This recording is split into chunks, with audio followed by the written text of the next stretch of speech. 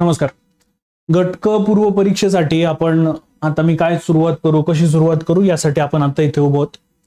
लक्षात घ्या, आता मी मे 4 या तारखेसाठी तुमच्याबरोबर बोलेल. प्रिलिम्स बघा, बरेच विद्यार्थी असे असतील ज्यांनी आता गट ब पूर्व परीक्षा दिली आणि आता साधारण असं स्कोर दिसतोय की 40 ते 45 किंवा 45 ते 50.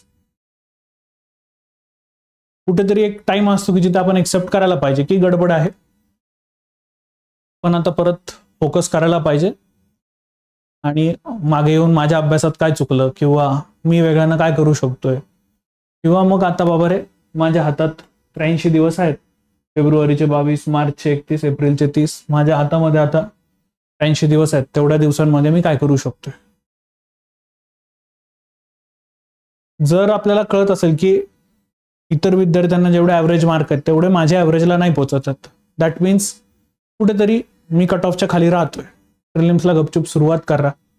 जे सत्य आहे त्याला एक्सेप्ट करा आणि जी गडबड होतीये ती सुधारवा, सो दॅट तुम्हाला गट क पूर्व परीक्षेसाठी मदत होईल. या व्हिडिओला अगदी इझी पद्धतीमध्ये आपण डिवाइड करूया.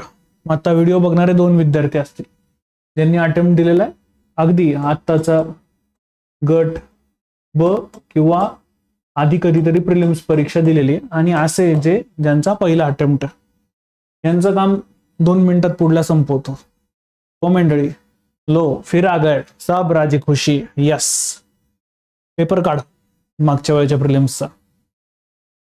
अगदी जर तुम्ही आता गट ब दिलेली असेल किंवा मागच्या वर्षीची गट ब गट क प्रिलिम्स दिलेली असेल, पेपर काढा आणि सरळ या पद्धतीमध्ये एक तक्ता तयार करा की माझी चूक कुठे होती. समजा इकॉनॉमिक्सला 15 प्रश्न आहेत टोटल आणि तुम्ही 15च्या 15 प्रश्न अटेम्प्ट केले आणि त्यात समजा तुमचे फक्त इथे 7 बरोबर आले. याचा अर्थ सरळ साधा आहे की तुमचे 8 चुकलेले आहेत. म्हणजे आता इकॉनॉमिक्स गोल करून घ्या की तुम्हाला त्याच्यावरती वर्कआउट करायचंय. दुसरं मॅथ्स रिझनिंग. बरेच विद्यार्थी म्हणतात की सर आम्हाला वेळ नाही पुरला. परीक्षेच्या खूप आधी मी या विद्यार्थ्यांना सांगत होतो की बाबा रे, तुम्ही तो दिवस जगा. तो जो परीक्षेचा दिवस आहे तो जर तो जगला नाही तर ती परीक्षा तुम्हाला नवीनच वाटणार आहे. तो जगा म्हणजे रोज 11 ते 12 प्रश्नपत्रिका सोडवा, रोज डेली. ते जोपर्यंत ती प्रॅक्टिस होणार नाही तोपर्यंत तुम्हाला वेळ पुरणारच नाहीये. त्या दिवशी आता आपलाच एक विद्यार्थी होता की त्याला का जाणो का त्या दिवशी वाटलं की मी आधी करंट अफेअर्सच घेतो किंवा मग मी आधी मॅथ्सच घेतो. दुसऱ्या कोणाचं तरी उदाहरण घेऊया. लक्षात घ्या, तुमची स्ट्रॅटेजी ड्रॉ झालेली पाहिजे की मी हा विषय जो माझा चांगला आहे तो आधी घेईल. नो डाऊट की तुमचा करंट अफेअर्स चांगला असू शकतो, तुमचं मॅथ्स अँड रिझनिंग चांगला असू, जो चांगला आहे तो आधी घ्या. इथे जाऊन नवीन इन्व्हेन्शन करू नका. त्यासाठी तो दिवस जगा असं मी सांगितलेलं होतं. ज्यांना वेळ पुरला नाही त्यांनी स्वतःलाच हा एक प्रश्न विचारला की सर मी हा दिवस जगलो की मी नाही जगलो. स्वतःला हा प्रश्न विचारा की मी परीक्षेच्या दिवसा आधीपर्यंत ऍटलिस्ट 30 दिवस आधी 30 क्वेश्चन पेपर बसून 11 ते 12 वेळ लावून सोडवल्यात का. जर नसतील सोडवल्या आणि वेळ नाही पुरला तर त्याच्यात तुमची चूक आहे आणि चुकी एक्सेप्ट पण करा की इथं गडबड झालेली आहे माझी आणि ती गडबड आता मग गटक पूर्वला नाही मला होऊ द्यायची. ज्यातनं चुकलात त्या चुका सुधरवा. पुढे जाऊयात आपण. इथे आता म्हणजे इकॉनॉमिक्स वरती तुम्हाला काम करायचंय. आता 82 दिवस आहे. मी स्पष्ट सांगतो की अर्थशास्त्र आपलं जरा देवाच्या कृपेने आपण व्यवस्थित करतो, त्याच्यामध्ये येऊन बसा सरळ सरळ बॅचला. काही घाबरायचं कारण नाही, येऊन बसा. दुसरं समजा आपण जॉग्राफीवरती येऊया की जॉग्राफीला बाबा रे 13 प्रश्न आले आणि 13 पैकी माझे बाबा रे 6 बरोबर आले. मग आता काय झालंय, 6 आणि 3 8. 13 प्रश्न आले, मी 13 अटेम्प्ट केले माझे 6 बरोबर आलेले आहेत. मग आता 4 आणि 3 7 चुकलेत माझे. परत एकदा गडबड आहे माझी, त्याच्यावरती मला काम करायलाच पाहिजे. हिस्ट्री, सपोज परत एकदा हिस्ट्रीवरती 10 प्रश्न आले आणि तुम्ही 10च्या 10 अटेम्प्ट केले आणि महत्वाचं म्हणजे की तुमचे याच्यामध्ये बाबारे 8 प्रश्न बरोबर आले आणि 2च प्रश्न चुकले. हिस्ट्री तुमचा व्यवस्थित झालेला आहे. आता हिस्ट्रीला तुम्ही गोल करून ठेवा आणि आता बाबारे हिस्ट्रीला मी फक्त MCQs कडे लक्ष देईल, उरलेला फोकस या विषयांकडे मी जाईल. हे तुमचं तुमच्यापाशीच आहे. अभ्यास झालाय किंवा नाही झालेला आहे तुम्हाला या इव्हॅल्युएशन मुळे डायरेक्ट कळून जाणार आहे. त्यामुळे हे करा. ज्यांनी आधी अटेम्प्ट दिलेला आहे त्यांनी अभ्यास तुमचा व्यवस्थित झालेला आहे. जर नसेल झालेला तर मग तो शार्प करण्याची गरज आहे. या पद्धतीनं तुम्हाला डायरेक्ट समोर कळून जाईल ह्याच्यात मला मार्क येतात आणि ह्याच्यात मला मार्क येत नाही. ज्याच्यात मार्क येत नाही त्याच्यासाठी काम चालू करा, तुमचा स्कोर बरोबर येईल. That's it. ज्यांनी आधी अटेम्प्ट दिलेला आहे ज्यांची गडबड होते त्यांच्यासाठी हा व्हिडिओ संपलेला आहे. हा, जर तुम्हाला पुढे गट क साठी मी अजून काय काय करू शकतो विषयानुसार तुम्हाला हवा असेल नक्कीच पुढे व्हिडिओ बघा. जर तुम्हाला वाटत असेल की इथून तुम्हाला तुमच्या प्रश्नाचं उत्तर भेटलेलं आहे तुम्ही जाऊ शकता आहात. नेक्स्ट, मग आता लक्षात घ्या राज्यसेवा आणि कंबाईन. आता कंबाईन परीक्षेमध्ये गट ब आणि गट क असं आयोगानं वेगवेगळं केलेलं आहे. आता जे लोक पहिल्यांदा अटेम्प्ट देतात आता गट क चा तुमचा पहिला अटेम्प्ट आहे. यामध्ये साधारणतः या सगळ्या पोस्ट येत असतात.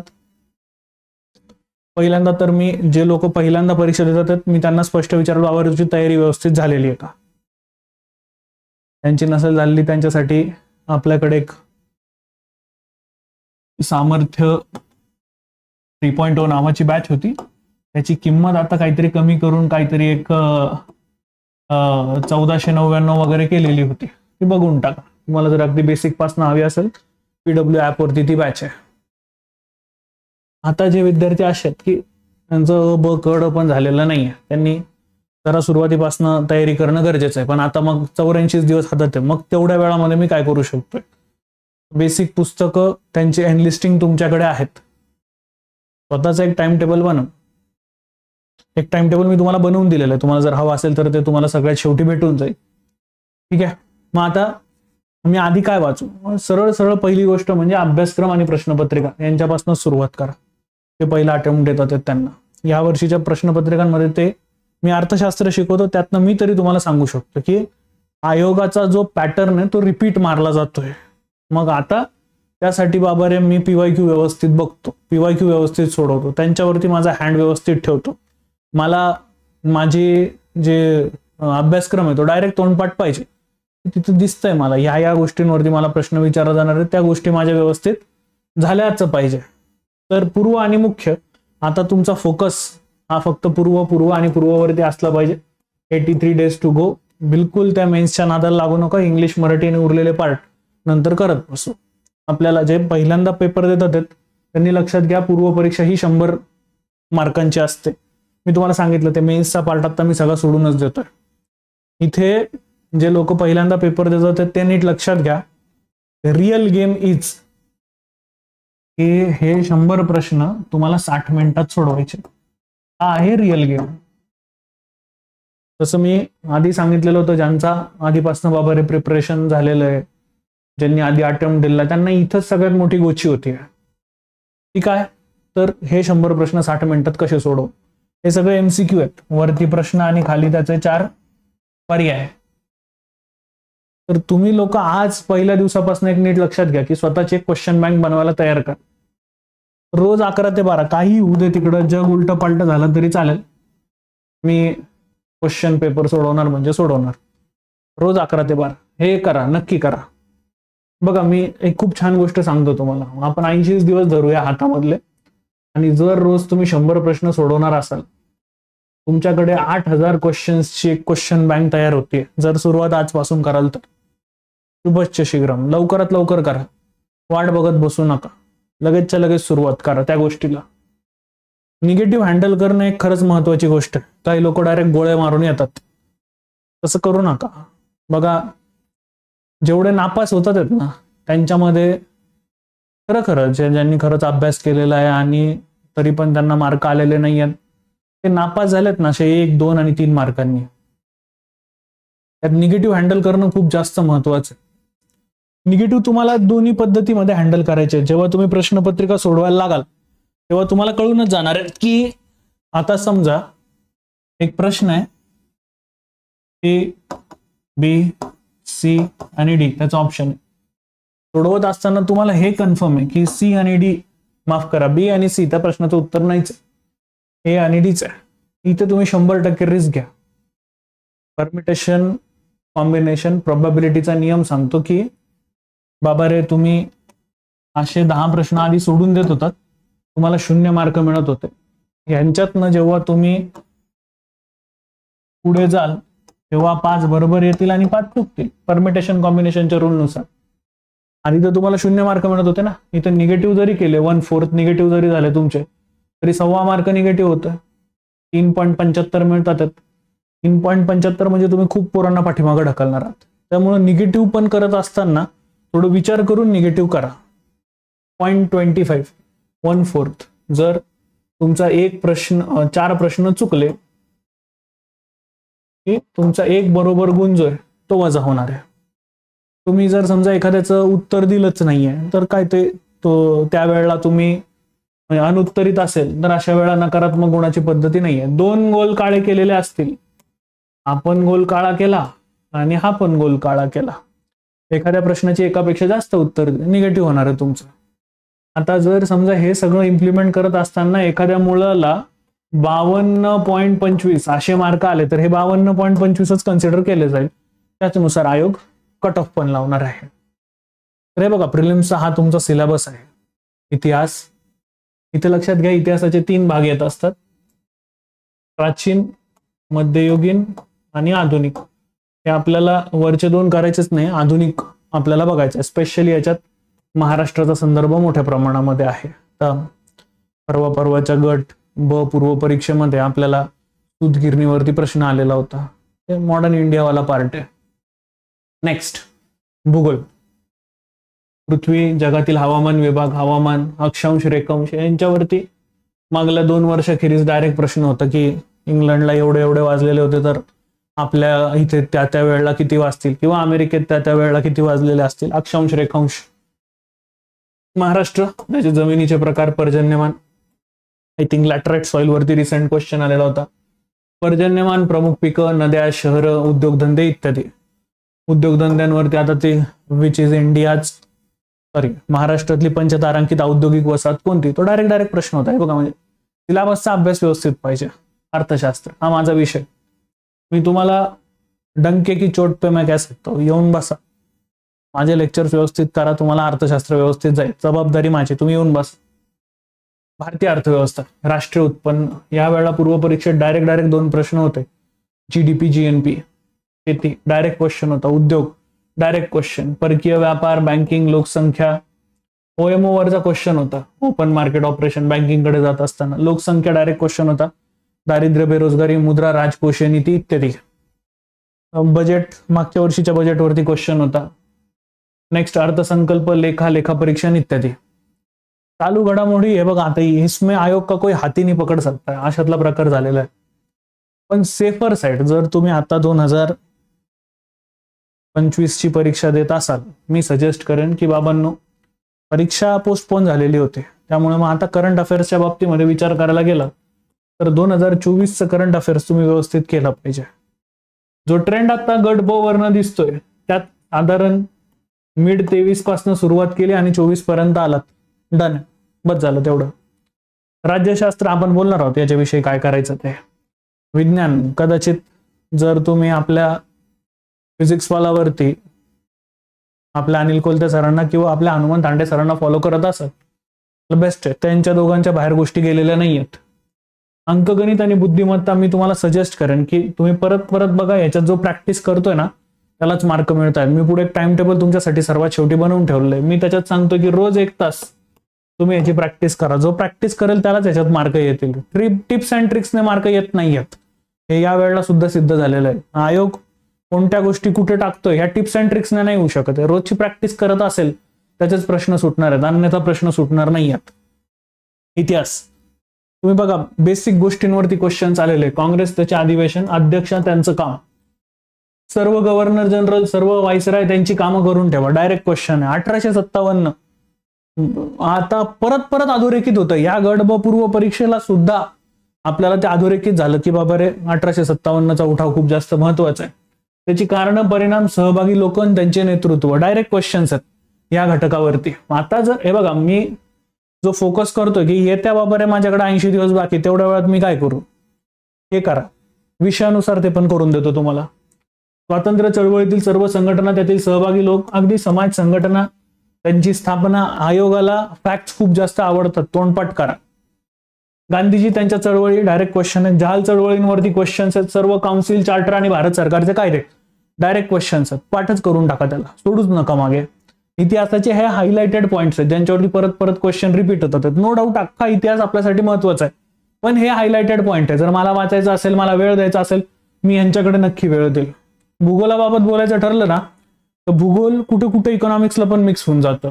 तर त्याचं बेस्ट उदाहरण ते म्हणजे जनगणना. त्यांचा अभ्यास आपल्याला इकॉनॉमिक्समध्ये पण करावा लागतो, आणि डेमोग्राफी, त्याचा अभ्यास आपल्याला इकॉनॉमिक्समध्ये पण करावा लागतो आणि जॉग्राफीमध्ये पण करावा लागतो. त्याच्यामुळे मला वाटणारे इकॉनॉमिक्सचे काही पॉईंट मी जॉग्राफीमध्ये पण ऍड केलेले आहेत. तुम्ही नीट बघा ना, नद्यांवरती क्वेश्चन रिपीट आहे, घाटांवर क्वेश्चन रिपीट आहे, डोंगर रांगा, धरणं, रस्त्यांवरती क्वेश्चन रिपीटेड आहेत.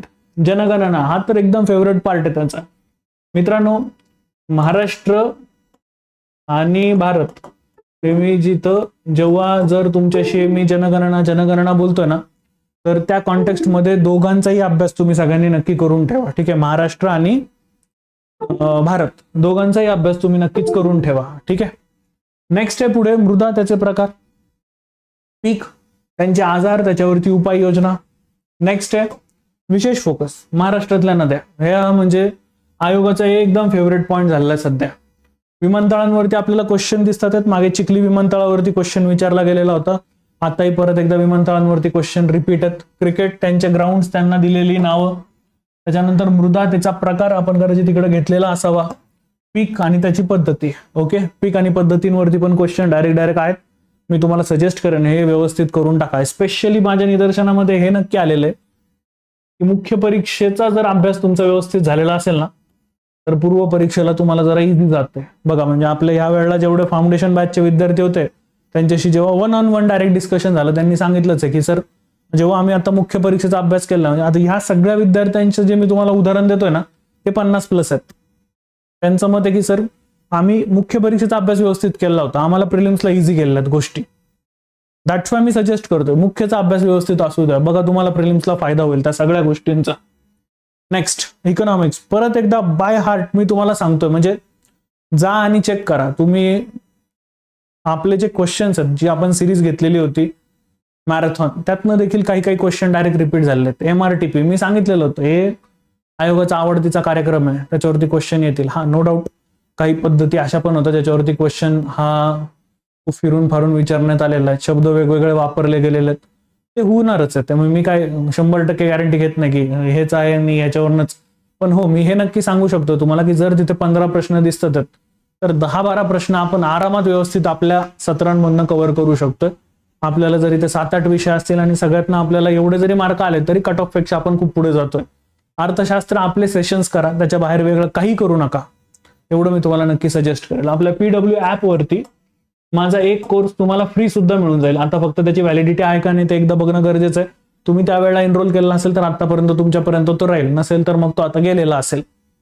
नेक्स्ट न्यूजपेपर, मी परत सांगतोय की बघा, करंट अफेअर्स एक असा पार्ट आहे जो तुम्हाला रोज तर करायचाच आहे, पण मात्र त्याची व्हॅलिडिटी सांगता नाही येणार. तो कधीचे प्रश्न विचारेल आयोग, मागच्या वेळेला त्याच वर्षाचे विचारलं, या वेळेला आपलं वेग गोष्टी गेलेल्या आहेत. मी सजेस्ट करेन जर तुमच्याकडे मॅगझिन्स असतील तर ते फॉलो करा. स्पेशली आपलं PWचं मॅगझिन हा फ्री ऑफ कॉस्ट आहे, फुकट फ्री आहे. आपल्या खाली टेलिग्राम ऍपला तुम्हाला ते भेटून जाईल. त्या महिन्याचं मॅगझिन व्यवस्थित करून टाका. आता तुमच्याकडे 80 दिवस आहे मित्रांनो. एक भारी गोष्ट सांगतो तुम्हाला, छान कॅल्क्युलेशन. एक मॅगझिन कम्प्लीट करायला त्याच्यात 80 पेजेस आहेत एक मॅगझिन मध्ये. मी काय म्हणतो, आपण एवढे तर मठ्ठ नाही होत ना की आपले 1 तासामध्ये 8 पानं नाही वाचून होतील ना. 1 तासात 8 पानं तर वाचून होतील तुमचे. त्याची प्रिंट काढा. डायरेक्ट 1 तासामध्ये जर तुम्ही 8 पानं वाचून घेतले 1 दिवस, याचा अर्थ 10 दिवसांमध्ये तुमचं एक मॅगझिन कम्प्लीट होतोय, बरोबर का. जर 10 दिवसांमध्ये एक मॅगझिन कंप्लीट होतंय तर 1 महिन्यामध्ये तुमचे 3 मॅगझिन कंप्लीट होतील. तुमच्याकडे साधारण 80 दिवस आहेत. तुम्हाला 8 महिन्याचा करंट अफेअर्स आहे तुमचा अगदी व्यवस्थित वाचून रिव्हिजन करून कंप्लीट होऊ शकतंय. त्यामुळे मग करंट अफेअर्सचा मॅटर इथे मिटू शकतो तुमचा, आणि तो पीडब्ल्यूस तुम्हाला फुकटमध्ये मिटवून देऊ शकतो. त्यामुळे आता आपलं मॅगझिन आहे आपल्या टेलिग्राम्सला पडलेलं आहे, उचला आणि सुरू करा त्याच्यावरती कार्यक्रम. काही ना काहीतरी तुमचं पण नक्की मटेरियल असेल, हे पण मटेरियल घ्या, तुमचा फायदा आहे त्याच्यामध्ये. ठीक आहे, पण ते करून टाका, त्याला मागे ठेवू नका. करंट अफेअर्स इम्पॉर्टंट रोल नक्कीच प्ले करतो. राज्यशास्त्र पॉलिटीकडे जर आपण गेलो तर आपल्याला दिसतं केंद्र राज्य संबंधांवरती क्वेश्चन आणि आर्टिकल डायरेक्ट रिपीटेड आहेत. सर्व महत्वाची संविधानिक पदकं आणि पद आणि त्यांच्या आर्टिकल्स, त्यानंतर मग महत्वाच्या घटना दुरुस्त्या, न्यायालय, मग जिल्हा हायकोर्ट आणि सुप्रीम कोर्ट यांच्यावरचे क्वेश्चन्स रिपीट आहेत विथ आर्टिकल्स पाठ करून टाका. पंचायत राज तर तोंडपाठच असलं पाहिजे, त्याबद्दल वादच नको. राज्यशास्त्र ह्या घटकांवरती क्वेश्चन्स जे आहेत ते रिपीट होत आहे. मी सामान्य विज्ञानाबद्दल कदाचित मगाशी तुमच्याशी बोललेलो असेल की सामान्य विज्ञानाकरता आपल्याकडे जे महाराष्ट्रातले टॉप एज्युकेटर आहेत ते म्हणजे आपले अनिल कोलते सर आणि आपले हनुमंत धांडे सर. मित्रांनो, तुम्ही जर त्यांचे सेशन्स आपल्या इकडे करत असाल तर नो डाऊट तुम्हाला सायन्सला खूप जास्त फायदा होऊ शकतोय. आता मित्रांनो, मला एक गोष्ट नक्की जाणवलेली की या 1, 2, 3 आणि 4 विषयांचे तुम्ही 5वी ते 12वीची पुस्तकं नक्की वाचली पाहिजे. माझं सजेशन आहे तुम्हाला, स्पेशली इकॉनॉमिक्सचं 11वी 12वीचं पुस्तक नक्की वाचा. या वर्षीची जी GDP GNP जे क्वेश्चन्स आलेत ना ते डायरेक्ट त्याच्यात नाहीत. विज्ञान, भूगोल आणि इतिहास यांच्यासाठी पण तुम्हाला 5वी ते 12वी पर्यंतचा जे पुस्तक आहे त्याचा फायदा होऊ शकतोय. तुमच्याकडे हातात दिवस किती आहे आणि तुमच्या आधी वाचून झालेत का किंवा रिव्हिजन देऊ का, ह्यावरती गोष्टी मात्र नक्कीच डिपेंड राहतील. ठीक आहे, पण ते करा असं मी नक्कीच तुम्हाला सजेस्ट करेन. किती तास अभ्यास करू, आता हा प्रश्न खूपच जास्त कॉमन असतो माझ्यासाठी. तर मी किती तास, अरे बेटा आता तुझा सिलेबस किती बाकी आहे याच्यावरती डिपेंड आहे. जितका तुझा सिलेबस बाकी आहे तितके तास तुझ्या अभ्यासामध्ये तुला लावावे लागतील. ठीक आहे, त्याला लिमिट बिलकुल पण उरणार नाहीये. एक मस्त मी गोष्ट म्हणेल, if you fail to plan you plan to fail. जर तुम्ही आज प्लॅन करायला फेल झाला तर तुम्ही फेल व्हायचाच प्लॅन बनवलेला आहे. कंबाईन पूर्व परीक्षेला वेळ नाही पुरलेला आहे, तिथं आपल्या पायावरती दगड पडलाय ना किंवा आपल्याला ठेच लागली आहे ना, मग आता स्वतःचा प्लॅन बनवा. तो प्लॅन शॉर्ट टर्म आणि लॉंग टर्म असा दोन्हीचा असला पाहिजे. पुढल्या 8 दिवसात मी काय कंप्लीट करतोय, पुढल्या 15 दिवसात माझं काय कंप्लीट होतंय आणि एका महिन्यात माझं किती संपतंय. 8 आणि 15 दिवसाचा शॉर्ट टर्म प्लॅन आहे, 1 महिन्याचा तुमचा लॉंग टर्म प्लॅन आहे. त्या वेळांमध्ये त्या गोष्टी कंप्लीट झाल्याच पाहिजे. कळतंय ना आता की आधीच्या परीक्षेत मार्क नाही आलेले आहेत, किंवा कळतंय ना आता की आपल्या हातात वेळ कमी आहे, त्या वेळेला जास्त पडणं एवढंच आपल्या हातात आहे. जिथे मदतीला कोणीच नसतो तिथे ऑप्शन म्हणून स्वतःच खंबीरपणे उभं राहायचं असतं. आणि आता ही तुमची वेळ, खंबीरपणे स्वतःसाठी उभे राहा. तुमच्यासाठी दुसरं कोणी उभं नाही राहणार आहे तिथे. मी छोटंसं टाइम टेबल माझ्या पद्धतीत बनवून घेण्याचा एक प्रयत्न केलेला आहे. अर्थशास्त्र त्याचं मटेरियल मी तुम्हाला सांगू शकतो की बाबा रे तुम्ही देसले व्यवस्थित करा, 11वी 12वी NCERT किंवा 11वी 12वीची पुस्तकं, बजेट, इकॉनॉमिक सर्व व्यवस्थित करून घ्या. एवढं मी तुम्हाला नक्की सजेस्ट करू शकतो आणि त्याला तुम्ही 15 दिवस द्या, मोर दॅन सफिशियंट आहे. आपले लेक्चर्स केलेले असतील किंवा आपला बॅच कोर्स केलेला असेल किंवा तुम्ही तुमचा अभ्यास करा, 15 दिवस द्या, दॅट्स इट. त्याच्यावरती एकही दिवस देऊ नका. 15 15 15 15 30 15 45 15 चौक 60 15 5 75 5 दिवस आधीच आपण सगळं वाइंड अप करतो. भूगोल, नागरिकशास्त्र, सामान्य विज्ञान आणि इतिहास. ठीक आहे, आता मला इकॉनॉमिक्स आवडतो म्हणून मी आधी इकॉनॉमिक्स ठेवला. तुम्हाला जो विषय आधी आवडत असेल तो आधी ठेवा, जो ना आवडताय तो शेवटी ठेवा. म्हणजे परीक्षेच्या वेळेला ऑलरेडी प्रेशर असतं, तेवढ्या वेळात आपलं चांगलं वाचून होऊन जाईल. मग आता हे करत असताना त्या विषयाला मी रोज 4 तास देईल. 1 तास रोज गपचूप करंट अफेअर्स करेन आणि 1 तास गपचूप मी काय करेल, माझं बुद्धिमापन आणि अंकगणित करेल. म्हणजे आता इथं 4 आणि 1 5 आणि 1 6 तास झाले आणि मी तुम्हाला सांगितलं होतं 11 ते 12 गपचूप पेपर सोडवायचा. 6 आणि 1 7 तास झाले बरोबर. उरलेले 3 तास तुम्ही अशा घटकाला द्या की तुम्हाला वाटतं की तिथे मला जास्त वेळ एक्सपेक्टेड आहे, मी तो वेळ दिला पाहिजे. या वेळांमध्ये तुमचं सगळं काम झालंच पाहिजे आणि हे जे ठरवलेलं आहे ते एवढा वेळ तुम्ही किमान देणं अपेक्षित आहे. जे लोक जॉब करतात आहेत त्यांनी स्वतःचा असं टाइम टेबल बनवा की मी कुठं कमी पडतोय, मग मला इथे इथं माझा वेळ भरून काढायचा आहे, 15 दिवस आधी मी सुट्टी काढेन. त्याच्याशिवाय दुसरा उपायच नाही मित्रांनो, हे करावंच लागेल. याच्या व्यतिरिक्त आपल्याकडे काही गत्यंतर नाहीये. हाऊ टू मेक नोट्स, मी म्हणेल की हे सुद्धा करत असताना तुम्ही नोट्स काढल्या पाहिजे. नोट्स काढणं ही एक खूप छान कला आहे, ज्याचा तुम्हाला फायदा होऊ शकतो. तुम्ही 15 दिवस जरी इकॉनॉमिक्सला देतात आहेत ना, तरी मग आता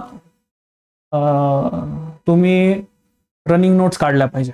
उदाहरणार्थ तुम्ही जीडीपी जीएनपी टॉपिक वाचतात आहेत, अख्खा टॉपिक लक्षात नाही ठेवायचा आहे, मग फक्त मी जीडीपीची व्याख्या लक्षात ठेवू शकतोय का, तर लक्षात ठेवू शकतोय ना. जीडीपीची व्याख्या लक्षात ठेवणं, रनिंग नोट्स त्याच्या काढत चला, जेणेकरून तुम्हाला फायदा होईल. तुम्ही बघा, तुम्ही जेव्हा वेळेला नोट्स काढतात ना, त्यावेळेला तुम्हाला लक्षात पण जास्त राहत. इथे बरेच असे विद्यार्थी आहेत जे म्हणतात आम्ही पुस्तकं खाली अंडरलाईन केलेली आहे. माझा खरंच साधा प्रश्न आहे, पुस्तकं खाली अंडरलाईन करून लक्षात राहतं का? राहत असेल नो डाऊट, पण जर लक्षात राहत नसेल तर उगाचच कशाला परत एकदा स्वतःची मान तुम्ही तिथं ब्लेड खाली ठेवतात, परत एकदा मान कापली जाईल तुमची गटक पूर्व परीक्षेत. ज्याच्यानं लक्षात राहतंय त्या गोष्टी करा, ज्याच्यानं लक्षात नाही राहते सुटतात त्या गोष्टी, नका जाऊ मित्रांनो त्याच्याकडे. प्लीज ऐका, आपल्याकडे हातात वेळ कमी आहे, स्वतःला सिद्ध करा आणि या स्पर्धेतनं बाहेर पडा. या 3 गोष्टी मी नेहमी सांगत असतो, तेच सांगून ह्या पण व्हिडिओला मी संपवतो. पहिलं म्हणजे स्वतःला शांत ठेवा. आपण स्पर्धा परीक्षेत आहोत, स्कोर येत नाही आहेत, आजूबाजूचे बोलतात आहेत. मुलींच्या बाबतीत मेजर प्रॉब्लेम असतो की सर आता घरचे लग्नाला मागे लागलेत. हे प्रॉब्लेम सगळ्यांना आहेत. मी परत परत म्हणतो की झोपडी एका दिवसात बांधून होते, महल बांधायचा असेल तर वेळ लागतो.